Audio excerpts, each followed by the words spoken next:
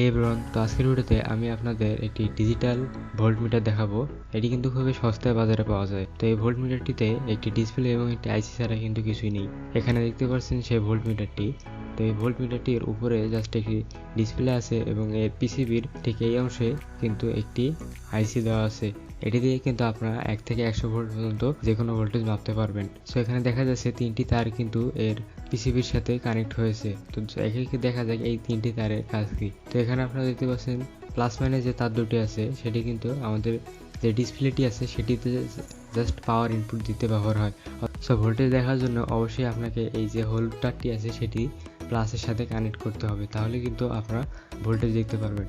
আর এটি দিয়ে যদি আপনি 1 থেকে 100 ভোল্টের উপরে যদি ভোল্টেজ পরিমাপ করতে যান তাহলে কিন্তু এটি পুড়ে যাবে। তো চলুন এবার প্র্যাকটিক্যাল দেখা যাক আসলে এটি আপনারা কীভাবে কানেকশন করবেন। আপনারা দেখতে পাচ্ছেন আমি হলুদ আর লাল কালারের তার দুটো একসাথে করে আমি আমাদের যে ব্যাটারি আছে সেটিতে কানেকশন দিলাম।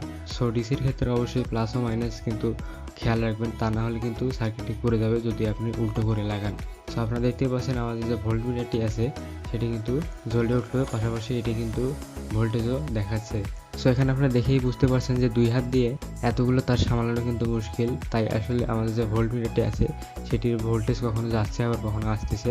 এটা যখন আপনারা সোল্ডারিং করে ব্যবহার করবেন তখন কিন্তু এটা সমস্যা করবে না। সো হোপ দ্যাট আজকের এই ভিডিওটি আপনাদের ভালো লেগেছে। যদি ভিডিওটি ভালো লেগে থাকে তাহলে লাইক দিতে ভুলবেন না। আর এমনি সব ইন্টারেস্টিং আর টেকনোলজিক্যাল ভিডিও পেতে আমাদের ডিউনো ইলেকট্রনিক্স চ্যানেলটিকে এখনই সাবস্ক্রাইব করে পাশে থাকুন। তো আমি ফিরছি পরবর্তী ভিডিওতে। তো ততক্ষণ পর্যন্ত সকলে ভালো থাকবেন, সুস্থ থাকবেন। তো ধন্যবাদ সবাইকে এতক্ষণ ধৈর্য ধরে সম্পূর্ণ ভিডিওটি দেখার জন্য।